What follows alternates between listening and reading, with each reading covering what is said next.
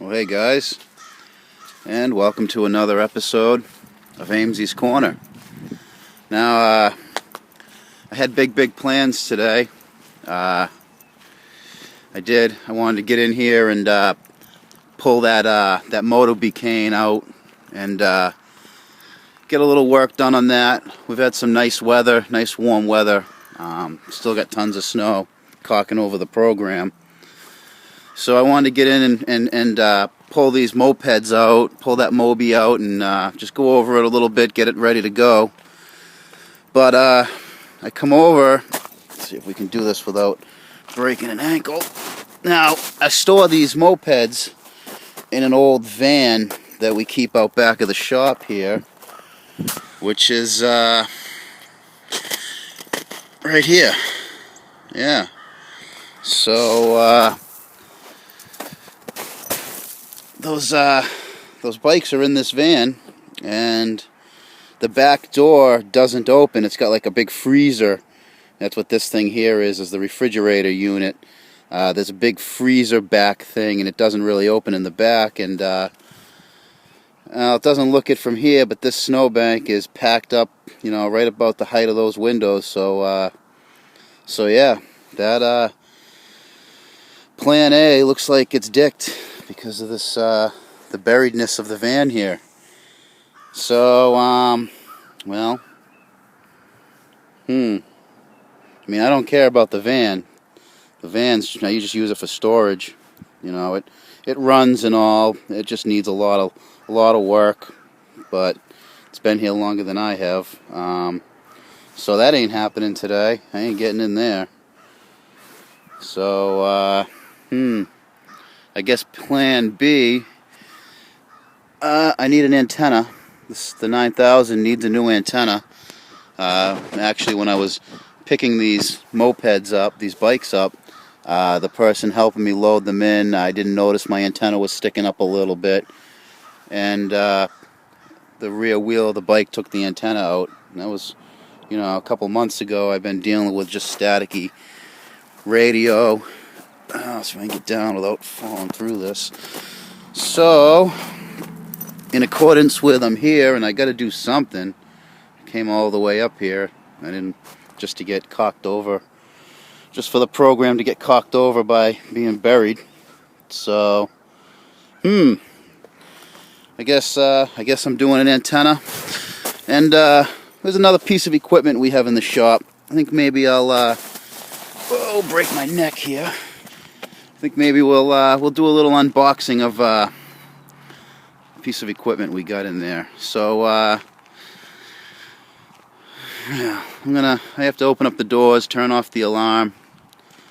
So we'll see what happens. We'll see where this edit goes on. So all right. Well, I got the car in here. Got it apart. We're just going to slap this cheapo, rubbery, short little antenna. Basically, I'm putting this in because it was the cheapest antenna they had where I went and got the antenna. I think normally like $10, but with my discount, I think I paid like $7.99 for it. So yeah, the cheapest one I could throw in. There's just a couple of bolts down here I got to pull out. Yes, I mean under the white down there, and then a bolt up there. There it is. And then just take this off and swap it. Real simple job. If you got a broken power antenna in your 9000 or pretty much any car, and you're just sick of the power ones. I got an aftermarket power antenna mast, but it just wouldn't fit in the original base. So I'll hold on to these parts because someday I'll get one, but for now we're just going to stab that in there. But that's a boring video, so I figure while I got it in today, I've noticed it just hasn't been building quite the boost it should. That boost pull video last week, it should have gone a little higher than that for the RPMs and load. I do have a cheapo, really cheap aftermarket mechanical boost controller controlling this, because the factory APC system really had a hard time keeping the boost from spiking like to 35 pounds or so. And it also had blown the sides off the intercooler once. So I took the control of the actual turbo itself away from the APC system. I still use the APC for injectors, that controls the injectors. It controls the ignition. It'll pull timing. It'll dump fuel. It'll do what it has to do to make up for what I set that at, because boost cut on this car is set to 26 pounds in the PCM. So yeah, this some people might say these are useless, but as a safeguard, they do work. I haven't hit boost cut once since I've had that on. But lately, I just haven't been building quite the boost it should build. I got the big Mitsubishi Turbo. This would have been on like an Aero. This is a CS low pressure car that I had converted over to the high pressure, and then had the PCM reflashed for 26 pounds. Things like this intake boot, these like to split open. There's a bunch of them in there. Everywhere where the pipe meets another pipe, there'll be a boot, and if any of them crack, you'll leak your boost out. And because these are a speed density air metering system, which means they use a map sensor and O2 sensors and all of that to figure out how much air is coming into the engine. That's why there's no mass airflow meter on, a lot of cars will have a mass airflow meter. And if you had any intake issues, you'd have lean codes and all that. But because these are a speed density system, you won't necessarily get lean codes unless there's a leak on this side of the throttle body, the intake side. Any leak on the pressure side is just going to leak and not detect it.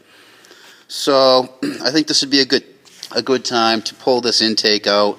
That filter's got a few months. I got to clean that, maybe clean up all this, cheapo.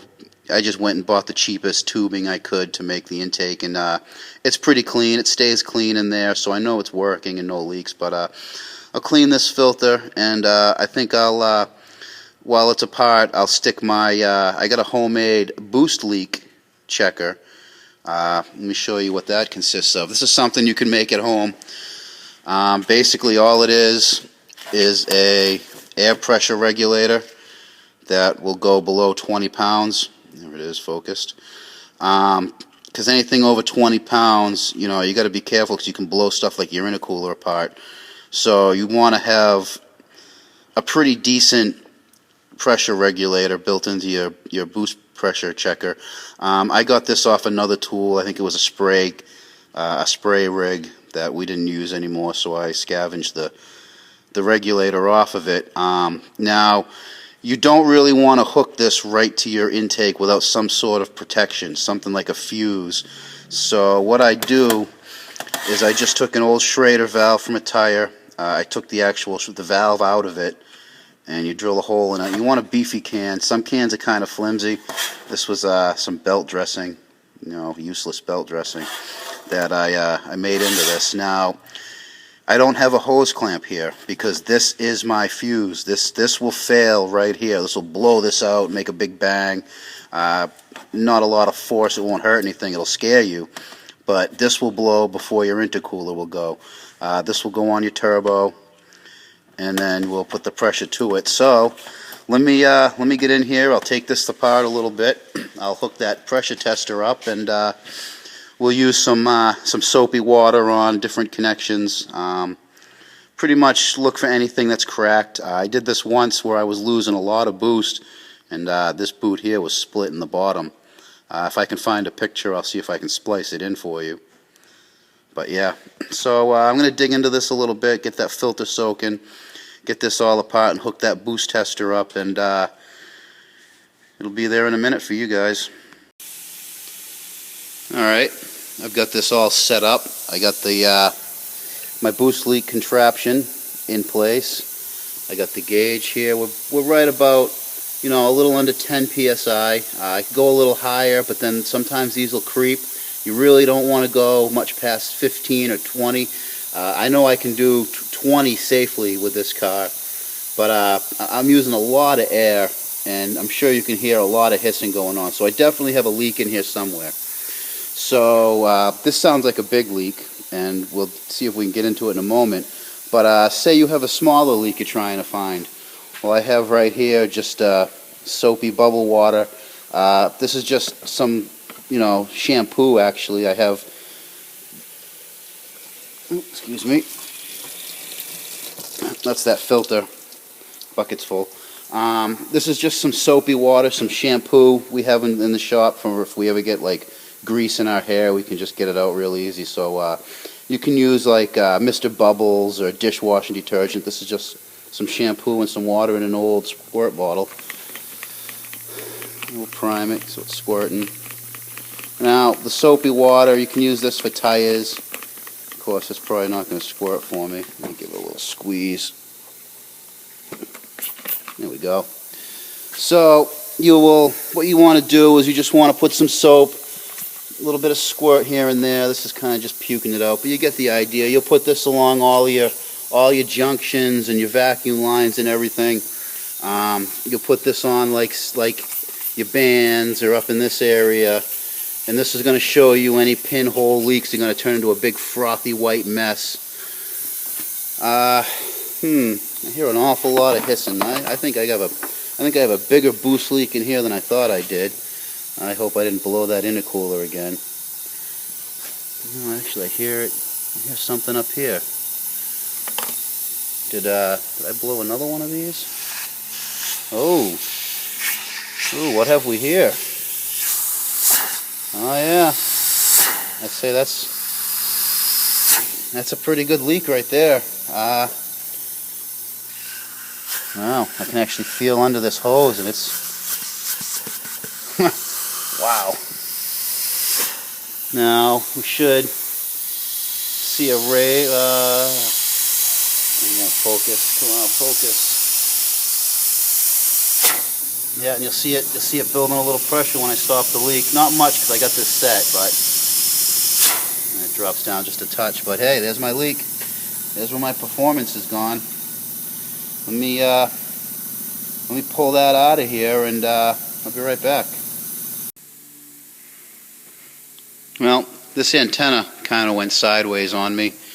I had to put the old one back in, and I just stuck a little rubber grommet on there so no water can get in. The hole in the body was the wrong size for the aftermarket antenna, and I'm not going to change the body of the car because I would like to one day go back to the power antenna. So I'll just I'll save that other antenna. That Miata I have needs an antenna, so when I get around to getting this one fixed. So for now, I just stuck it. I plugged it in here, and here's the antenna right here. I just kind of stuck it back here, and we'll see how well it works all hidden. But whatever. The boost leak. Well, I got that hose off, and damned if I did not know this coming in here. I thought I'd do a boost leak test and not find anything wrong, but boy, was I wrong on that. Look at that. Just dicked. You know, shove my finger right into that. Look how big and open that is. Come on, focus. Yeah, so I did have a boost leak. I had a pretty damn good one, it looks like. So it looks like I gotta go to the junkyard. Looks like I'm gonna take a little trip to a place we like to call up here Brandy Brow.